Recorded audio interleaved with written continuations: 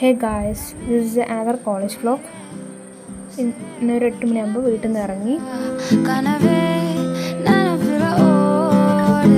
അങ്ങനെ നമ്മൾ ബസ്സിൽ കയറി. ഒരു 9 മണിയാകുമ്പോഴൊക്കെ നമ്മൾ കോളേജിലെത്തി. ഇന്നൊരു എക്സാം ഡേ ആയിരുന്നു. അങ്ങനെ ഈവനിങ് ആയി.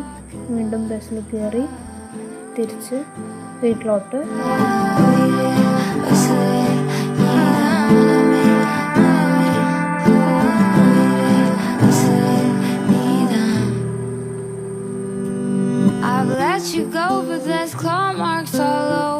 അങ്ങനെ സ്റ്റോപ്പിലെത്തി. അമ്മ പിക്ക് ചെയ്യാൻ വന്നു.